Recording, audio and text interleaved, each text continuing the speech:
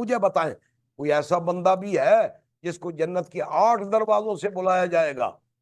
تو میرے حضور نے فرمایا انا ارجو ان تکون منہم، اے ابو بکر تو ان میں سے ہے جنہیں جنت کے 8 دروازوں سے جنت میں بلایا جائے گا، تو ان میں سے ہے۔ اور بھی ہیں جیسے مولا علی ہیں، عثمان غنی ہیں، حضرت فاروق اعظم ہیں، اور ایسی شخصیات ہیں، امام حسن حسین بھی ہماری اگرچہ تصریح نہیں ہے مگر ہمارا ایمان کہتا ہے نبی کے شہزادے بھی اسی میں ہیں، رسول اللہ کے عشرہ مبشرہ بھی اس میں ہیں۔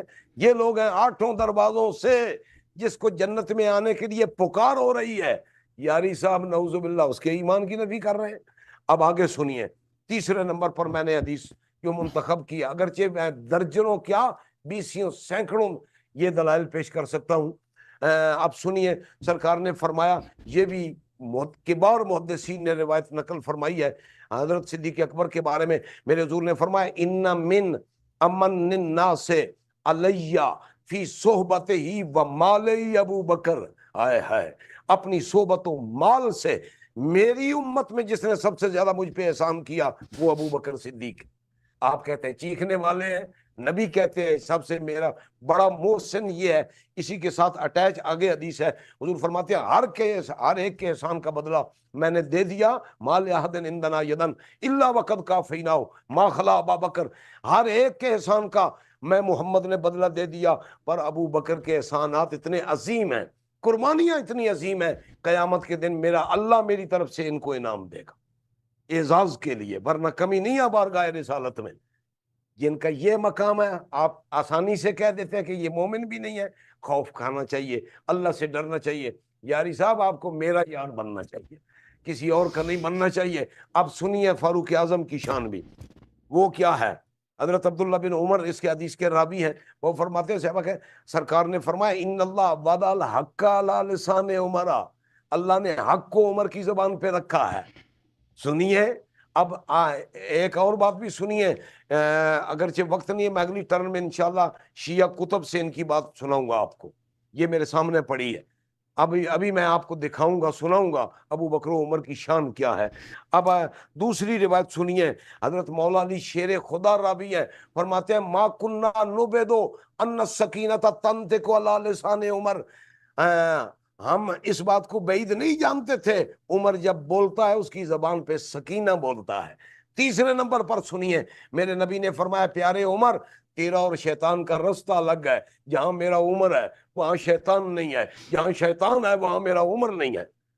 میں اب چند سیکنڈ میرے ٹرن کے باقی ہیں، میں اگلی بات کو چھیڑوں گا تو میں سمجھتا ہوں لمبی ہو جائے گی، میں اپنی ٹرن میں شیعہ کتب سے آپ کو بتاؤں گا کہ ابو بکر کیا ہے، عمر کیا ہے۔ اب آپ شروع فرمائیے، یہ 10 سیکنڈ میں نے آپ کو عطا کر دیے ہیں کیونکہ میں صدیق اکبر کو ماننے والا ہوں۔ رکھ لو اپنے 10 سیکنڈ۔ یاری صاحب آپ میرے یار ہیں، آپ بات کیجئے گا، آپ سے زندگی بھر بات چلے گی، یہ 3 گھنٹے معمولی ہیں، ہم نے زندگی کا سودا کر رکھا ہے۔ اللہ آپ کو سلام جی، شروع کر لوں جی نا؟ بسم اللہ۔ بسم اللہ الرحمن الرحیم۔ میرے محترم ناظرین، ایک دفعہ پھر یہ موضوع سے نکل گئے، ہم نے آپ کی خدمت میں واضح طور پر تعین بتا دیا کہ جناب ابو بکر عمر نے رسالت پناہ صلی اللہ علیہ وسلم کی بارگاہ میں مشاجرہ کیا، آپس میں جھگڑا کیا ہے، اور رسول اللہ صلی اللہ علیہ وسلم کو حکم نہیں بنایا ہے۔ اللہ رب العزت کا قرآن مجید میں سورہ نساء میں واضح ارشاد ہے فَلَا وَرَبِّكَ لَا يُؤْمِنُونَ حَتَّى يُحَكِّمُوكَ فِي مَا شَجَرَ بَيْنَهُمْ۔ آپس میں ایک دوسرے پر چلانے کے بجائے ان دونوں نے کیوں رسول پاک صلی اللہ علیہ وسلم کو حکم نہیں بنایا؟ تاکہ ان کا ایمان ثابت ہوتا۔ یہ سوال ان سے واضح طور پہ میں نے کر لیا، انہوں نے جواب نہیں دیا، دوسری واضحوں پہ چلے گئے کیونکہ ان کے پاس جواب ہی نہیں ہے، کیونکہ بھائی اگر یہ موضوع پہ رہیں تو ان کے پاس کوئی جواب، اسی لیے تو دوسری جگہوں پہ جا رہے ہیں۔ انہوں نے مجھ سے پوچھا کہ فرشتوں کا آپ نے جواب نہیں دیا، نبی اللہ کا جواب نہیں دیا، سیدۃ فاطمہ زہرا سلام اللہ علیہا کا جواب نہیں دیا، امیر المومنین علیہ السلام کا جواب نہیں دیا۔ او بھائی کب فرشتوں نے اللہ کی اذیت کیا، یا رسول اللہ صلی اللہ علیہ وسلم کا اذیت کیا، یا ان پہ تقدم حاصل کیا، یا ان پہ چلایا ہے؟ کبھی ہوا ایسا کہ میں اس کا جواب دے دوں؟ یا کب نبی اللہ نے اللہ کی اذیت کیا، اللہ کی مخالفت کی؟ یا کب سیدہ فاطمہ الزہرا سلام اللہ یا امیر المومنین علیہ الصلوۃ والسلام نے انہوں نے کون سی اللہ کی اذیت کیا، یا اللہ پہ تقدم حاصل کیا، یا رسول اللہ صلی اللہ علیہ وسلم پہ تقدم حاصل کیا، یا ان پہ چیخائے چلایا تاکہ میں اس کا جواب دے دوں؟ اس کا کیا کون سے سوال کے میں جواب دے دوں؟ آپ نے جب کوئی معقول سوال جب پوچھا ہی نہیں، میں اس کو کیا جواب دوں؟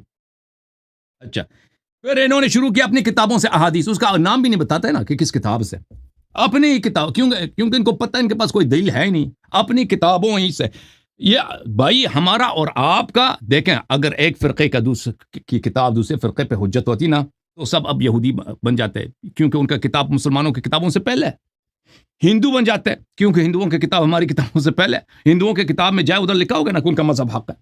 بھائی میں آپ کا جواب دے دوں، آپ جن احادیث کا ذکر کیا ہے میں اس کا ایک اجمالی جواب دیتا ہوں. یہ کتاب الموضوعات ہے، لے ابو الفرج ابن عبد الرحمن ابو الفرج ابن جوزی، شاب مصر. یہاں پہ ملاحظہ فرمائیے اس کتاب میں باب فی فضل ابی بکر قد تعصب قوم لا خلاق لهم يدعون التمسك بالسنة فوضعوا لأبي بکر فضائل.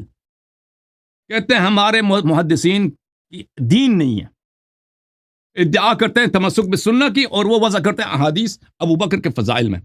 اور بھائی جب آپ کے اپنے ائمہ نے شہادت دے دی کہ آپ کی کتابوں میں فضائل ابو بکر جو ہے موضوع ہے، اور جس افراد کا ہم نے ثابت کر دیا قرآن مجید فرقان حمید سے ان کے متعین ہم نے ثابت کر دیا آپ کے اصلی کتب سے، پھر ان کے سامنے قرآن کے سامنے آپ کی اپنی فرقے کی حدیث نہیں چلتی. یہ شرح نہج البلاغہ ابن ابی الحدید ہے، جزء 11.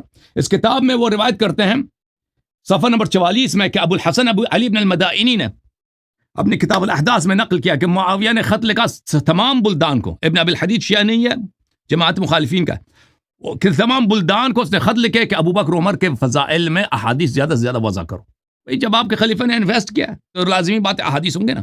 احادیث کو ہم قرآن کے سامنے رکھتے ہیں، قرآن کے سامنے جب رکھتے ہیں نا تو قرآن میں تو میں نے ثابت کر دیا کہ ان کی کیا شان ہے. اچھا ابھی آپ نے کچھ روایات پڑھی اپنی کتابوں سے میرے محترم دوست نے کہ ابو بکر عمر کا اپنے روایات سے یہ شامل کریں، تو میں انہوں نے جو ایک آیت پڑھی میں اس کا جواب دیتا ہوں، کیونکہ انہوں نے بہت جماعت عمریہ کی احادیث پڑھی تو میں بھی شیعہ احادیث پڑھتا ہوں کچھ.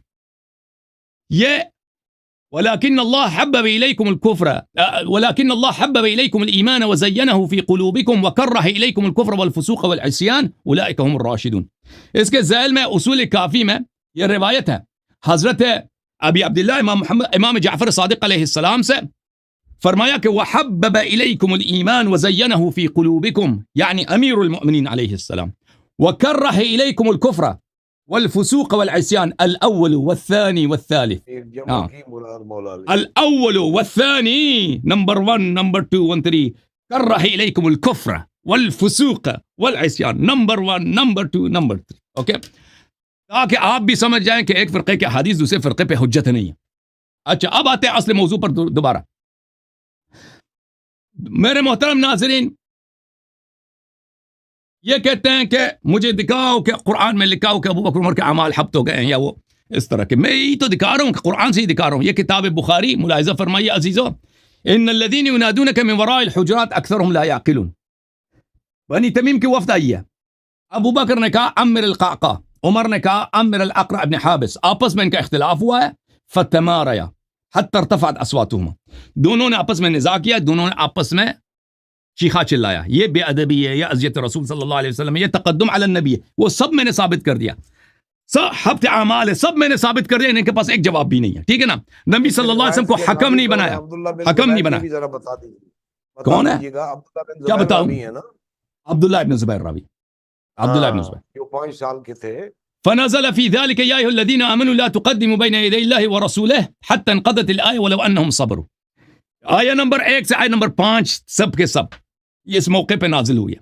ان میں سے جو آیہ نمبر 4 ہے میرے محترم ناظرین، ان الذین ینادونک من وراء الحجرات اکثرهم لا یعقلون، اس کے متعلق میں بات کرنا چاہتا ہوں کہ ان کے مذمت میں اللہ تعالیٰ نے ان کو کس وصف سے ان کو اللہ تعالیٰ نے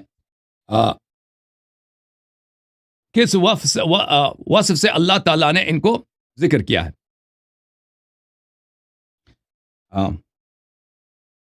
ان الذين ينادونك من وراء الحجرات، اللہ تعالیٰ لا یعقل کا جو وصف ہے قرآن مجید میں بدترین منافقین کے لیے اور بدترین مشرکین کا ہے. ان شر الدواب عند اللہ الصم البکم الذین لا یعقلون. بدترین جانور جو ہیں، اللہ اللہ اللہ، یہ ہر تکفیر سے بدتر تکفیر ہے. یہ اللہ تعالیٰ کی جانب سے گالی ہے، یہ اللہ تعالیٰ کی جانب سے توہین ہے، یہ اللہ تعالیٰ کی جانب سے تحقیر ہے. ان شر الدواب عند اللہ, بدترین جانور, بدترین حیوان, اس سے قبیحتر خبیثتر حیوان نہ ہو. وہ کیا ہے؟ وہ مثلا کتا نہیں ہے, سور وغیرہ, شیر وغیرہ, کچھ بھی نہیں, ریچھ نہیں ہے. کیا ہے؟ الصم البکم الذین لا یعقلون, وہ انسان ہے جو کان ہیں ان کے حق بات کو سنتے نہیں ہیں, آنکھ ہیں حق بات کو دیکھتے نہیں, اور ان کا دل میں حق بات جاتی نہیں ہے. تو اللہ تعالیٰ نے یہ صفت قرآن مجید کے مختلف آیات میں بدترین کفار کے لیے مخصوص فرمایا. ان الذین ینادونک من وراء الحجرات اکثرهم لا یعقلون. آپ مجھے بتائیں یہ مدح ہے جس کے شان میں یہ آیات نازل ہوئی ہیں, یا ان کی مذمت ہے؟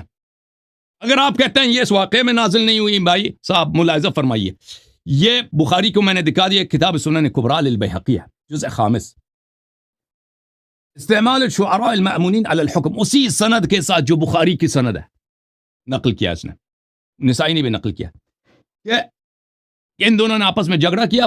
فتمارا حتی ارتفعت اصواتهما فنزلت فی ذلک یا ایھا الذین آمنوا حتی انقضت الآیہ. آیہ نمبر 1 سے آیہ نمبر 5 تک نازل ہوئی. تو اس میں آیہ نمبر 4 بھی آ جاتا ہے نا حضرت. ان الذین ینادونک من وراء الحجرات اکثرهم لا یعقلون.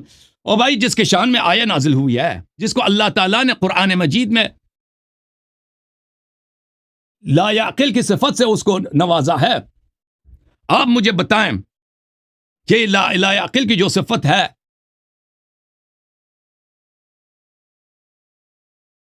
یہ کیسے مدح ہے؟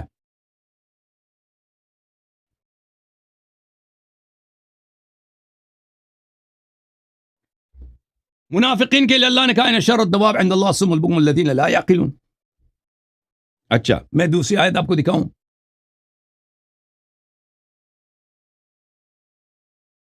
وَلَقَدْ ذَرَعْنَا لِجَهَنَّمَ كَثِيرًا مِنَ الْجِنِّ وَالْإِنسِ لَهُمْ قُلُوبٌ لَا يَفْقَهُونَ بِهَا وَلَهُمْ أَعْيُنٌ لَا يُبْصِرُونَ بِهَا وَلَهُمْ آذَانٌ لَا يَسْمَعُونَ بِهَا أُولَئِكَ كَالْأَنْعَامِ بَلْ هُمْ أَضَلُّ أُولَئِكَ هُمُ الْغَافِلُونَ. جن کی عقل نہیں ہے, قرآن مجید میں کس طرح ان سے ان کا خطاب فرمائے. یہ جو عدم عقل ہے, یہ صفت ایسی صفت قرآن مجید میں یہ بدترین تکفیر یعنی بدترین منافقین کے لیے استعمال ہوتی ہے, بدترین کفار کے لیے استعمال ہوتی ہے, اور اس کا کوئی استعمال ہی نہیں ہے قرآن مجید میں. أرأيت من اتخذ إله هواه أفأنت تكون عليه وكيلا أم تحسب أن أكثرهم يسمعون أو يعقلون إنهم إلا كالأنعام بل هم أضل سبيلا. سورہ مبارک فرقان میں. تو میرے محترم ناظرین, یہ علامہ صاحب ہمیں بتائیں کہ یہ تو بخاری کا, نسائی کا صحیح ترین سند کے ساتھ جس اسانید پر آپ کے فرقے کا اجماع ہے, وہ فرماتے ہیں کہ یہ آیات اللہ کا آیات بھی, میں ان کی شرح کرنے سے معذور ہوں, میں شرح نہیں کر سکتا. ان آیات اتنے سخت ہیں, اتنے سخت ہیں, کیونکہ تحمل نہیں ہوگا لوگوں کو سننے میں جو اللہ کہہ رہا ہے, تعصب کی وجہ سے تحمل نہیں ہوگا. یہ آیات ان کے بارے میں نازل ہو رہا ہے. تو مجھے بتائیں, اللہ کو نہیں پتا تھا کہ یہ اچھے لوگ تھے, یا آپ کو نہیں پتا, آپ غلطی پر ہیں. ان میں سے دونوں صحیح نہیں ہو سکتے, ایک صحیح ہوگا, یا اللہ صحیح ہے یا آپ کا موقف صحیح.